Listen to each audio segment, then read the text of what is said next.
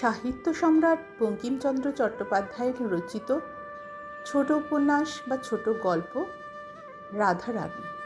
এটি অত্যন্ত জনপ্রিয় এবং অত্যন্ত আবেগপূর্ণ গল্প। আজকে আমি তোমাদের এই গল্পটি পাঠ করে শোনাব। তাহলে চলে এসো বন্ধুরা আমার গল্প শুনতে। রাধারানী নামের এক বালিকা মাহেশে হ্রদ দেখিতে গিয়াছিল। বালিকার বয়স 11 পরিপূর্ণ হয় নাই। তাহাদিগের অবস্থা পূর্বে ভালোই ছিল, বড় মানুষের মেয়ে, কিন্তু তাহার পিতা নাই। তাহার মাতার সঙ্গে একজন জ্ঞাতির একটি মোকদ্দমা হয়। সর্বস্ব লইয়া মোকদ্দমাটি বিধবা হাইকোর্টে হারিল। সে হারিবা মাত্র ডিক্রিদারি জ্ঞাতি ডিক্রি জারি করিয়া ভদ্রাসন হইতে উহাদিওকে বাহির করিয়া দিল।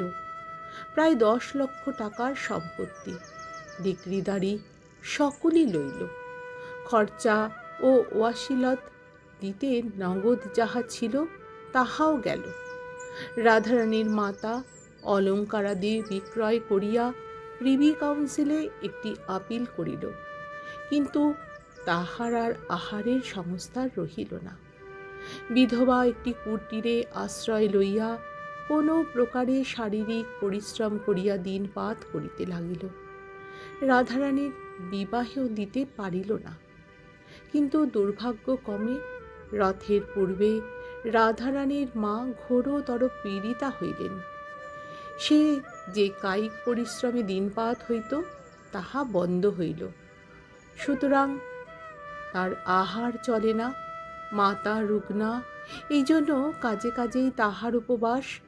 রাধারানীরও জুটিল না বলিয়া উপবাস। রথের দিন তাহার মা একটু বিশেষ হইল, পথ্যের প্রয়োজন হইল, কিন্তু পথ্য কোথা, কি দেবে?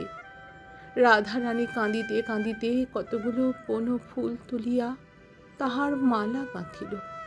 মনে করিল যে এই মালা রথের হাটে বিক্রয় করিয়া 2-1 পয়সা পাইবে, তাতে মায়ের পথ্য হইবে। কিন্তু রথের টান অর্ধেক হইতে না হইতেই প্রবল ঝড় বৃষ্টি আরম্ভ হইল। বৃষ্টি দেখিয়া লোক সকল ভাঙিয়া গেল, মালা কেহ কিনিল না। রাধারানী মনে করিল যে আমি না হয় আর একটু ভিজিলাম, বৃষ্টি থামিলেই আবার লোক জমিবে। কিন্তু বৃষ্টি আর থামিল না, লোকও আর জমিল না। সন্ধ্যা হইল, রাত্রি হইল, বড় অন্ধকার। অগত্যা রাধারানী কাঁদিতে কাঁদিতে ফিরিল। অন্ধকার পথ কর্দমময়, পিচ্ছিল, কিচ্ছু দেখা যায় না। তাহাতে মুষলধারে শ্রাবণের ধারা বর্ষিতেছিল। মাতার অন্নভাব মনে করিয়া তদপেক্ষা রাধারানীর চক্ষু বাড়ি বর্ষণ করিতেছিল।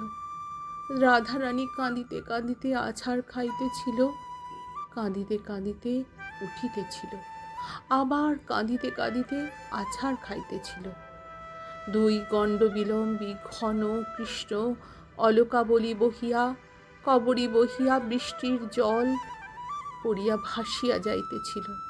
তথাপি রাধারানী সেই 1 পয়সার বনফুলের মালাটি বুকে করিয়া রাখিয়াছিল, ফেলে নাই। এমতো অবস্থায় অন্ধকারে আকস্মাৎ কে আসিয়া রাধারানীর ঘাড়ের উপর পড়িল। রাধারানী এতক্ষণ উচ্চৈস্বরে ডাকিয়া কাঁদে নাই, এক্ষণে উচ্চৈস্বরে কাঁদিল। কে যে তার ঘাড়ের উপর আসিয়া পড়িল, সে বলল, কে গো তুমি কাঁদো? পুরুষ মানুষের গলা। তার কণ্ঠস্বর শুনিয়া রাধারানীর রোদন বন্ধ হইল। রাধারানী চেনা লোক নহে, কিন্তু বড় দয়ালু লোকের কথা। রাধারানী ক্ষুদ্র বুদ্ধিটুকুতে ইহা বুঝিতে পারিল। রাধারানী রোদন বন্ধ করিয়া বলিল, আমি দুঃখী লোকের মেয়ে, আমার কেহ নাই, কেবল মা আছে। সে পুরুষ বলিল, তুমি কোথা গিয়েছিলে? আমি হ্রদ দেখতে গিয়াছিলাম, বাড়ি যাইব। অন্ধকারে বৃষ্টিতে পথ পাইতেছি না। পুরুষ বলিল, তোমার বাড়ি কোথায়? রাধারানী বলিল, শ্রীরামপুর। ব্যক্তি বলিল, আমার সঙ্গে আইসো, আমিও শ্রীরামপুরেই যাইব। চলো, কোন পাড়ায় তোমার বাড়ি? তাহা আমাকে বলিয়া দিও, আমি তোমাকে বাড়িতে রাখিয়া আসিতেছি। বড় পিছল, তুমি আমার হাত ধরো, নহিলে পড়িয়া যাইবে। এইরূপে সেই ব্যক্তি রাধারানীকে লইয়া চলিল। অন্ধকারে সে রাধারানীর বয়স অনুমান করিতে পারে নাই, কিন্তু কথা স্বরে বুঝিয়াছিল যে রাধারানী বড় বালিকা। এখন রাধারানী তাহার হাত ধরার হস্তস্পর্শে জানিল রাধারানী বড় বালিকা। তখন সে জিজ্ঞাসা করিল, তোমার বয়স কত? রাধা বলিল, 10-11 বছর। তোমার নাম কি? রাধা। রাধারানী? হ্যাঁ, রাধারানী। তুমি ছেলে মানুষ, একলা হ্রদ দেখতে গিয়েছিলে কেন? তখন সে কথায় কথায় মিষ্ট কথায় সব বলিয়া দিল। সেই 1 পয়সার বনফুলের মালার সকল কথাই বাহির করিয়া লইল। শুনিল যে মাতার পথ্যের জন্য বালিকা এই মালা গাঁথিয়া রথের হাটে বেচিতে গিয়াছিল। রথ দেখিতে যায় নাই, সে মালাও বিক্রয় হয় নাই। এক্ষণে বালিকার হৃদয় মধ্যে লুক্কায়িত আছে। তখন সে বলিল, আমি 1 ছড়া মালা খুঁজিতেছিলাম, আমাদের বাড়িতে ঠাকুর আছেন, তাহাকে পরাইব। রথের হাট শীঘ্র ভাঙিয়া গেল, আমি তাই মালা কিনিতে পারি নাই। তুমি মালা বেচে তো আমি কিনি। রাধারানীর আনন্দ হইল, কিন্তু মনে মনে ভাবিল, যে আমাকে এত যত্ন করিয়া হাত ধরিয়া এই অন্ধকারে বাড়ি লইয়া যাইতেছে, তাহার কাছে দাম লইব কি প্রকারে? তা নহিলে আমার মা যে খেতে পাবে না, তাই নিয়ে। এই ভাবিয়া রাধারানী মালা সহযাত্রীকে দিল। সহযাত্রী বলিল, ইহার দাম 4 পয়সা, এই লও। সহযাত্রী এই বলিয়া মূল্য দিল। রাধারানী বলিল, এ কি পয়সা, এ যে বড় বড় ঠেকছে। ডবল পয়সা, দেখিতেছ না 2টি বই দিই নাই। রাধা বলিল, তা এ যে অন্ধকারেও চকচক করছে, তুমি কি ভুলে টাকা দাও নাই তো? না, এই নতুন কালের পয়সা, তাই চকচক করছে। রাধা বলিল, তা আচ্ছা, ঘরে গিয়ে প্রদীপ জেলে যদি দেখি যে পয়সা নয়, তখন ফিরাইয়া দিব, তোমাকে সেখানে একটু দাঁড়াইতে হইবে। কিছু পরে তাহারা রাধারানীর মার কুটির দ্বারে আসিয়া উপস্থিত হইল। সেখানে গিয়া রাধারানী বলিল, তুমি ঘরে আসিয়া দাঁড়াও, আমরা আলো জ্বালিয়া দেখি টাকা না পয়সা। সহযাত্রী বলিল, আমি বাহিরে দাঁড়াইয়া আছি, তুমি আগে ঘরে গিয়া ভিজা কাপড় ছাড়ো, তারপর প্রদীপ জ্বালিও। রাধারানী বলিল, আমার আর কাপড় নাই, একখানি ছিল, তা কাঁচিতে দিয়াছি। তা আমি ভিজা কাপড়ে সর্বদাই থাকি, আমার ব্যায়ামও হয় না, আঁচলটা নিংড়ে পড়িব এখন। তুমি দাঁড়াও, আমি আলো জ্বালি।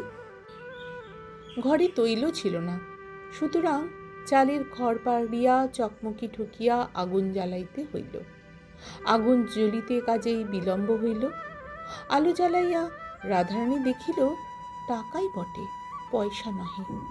তখন রাধারানী বাহিরে আসিয়া আলো ধরিয়া দেখিল যে যে টাকা দিয়াছে সে নাই, চলিয়া গিয়াছে। রাধারানী তখন বিষণ্ণ বদনে সকল কথা মাকে বলিল। মুখ পানে চাহিয়া রহিল, সকাতরে বলিল, মা, এখন কি হবে? মা বলিল, কি হবে বাছা, সে কি আর না জেনে টাকা দিয়েছে? সে দাতা, আমাদের দুঃখ শুনিয়া দান করিয়াছে, আমরাও ভিখারি হইয়া দান গ্রহণ করিয়া খরচ করি।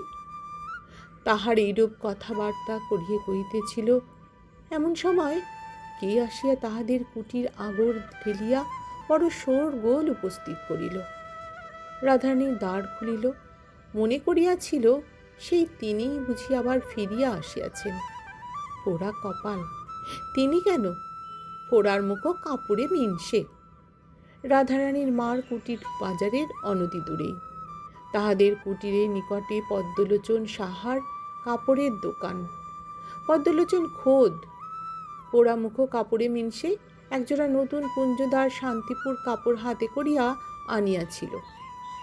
এখন দ্বার খোলা পাইয়া রাধারানীকে দিল, বলিল, রাধারানীর এই কাপড়। রাধারানী বলিল, ও মা, আমার কিসের কাপড়? পদ্মলোচন বলিল, সে বাস্তবিক পোড়ার মুখো কিনা তাহা আমার সবিশেষ জানা নাই। রাধারানীর কথা শুনিয়া কিছু বিস্মিত হইল, বলিল, কেন? এই যে এক বাবু এখনই আমাকে নগদ দাম দিয়া বলিয়া গেল, এই কাপড় এখনই ওই রাধারানীকে দিয়ে এসো। রাধারানী তখন কহিল, ও মা, সেই গো সেই, তিনি কাপড় কিনিয়া পাঠাইয়া দিয়াছেন।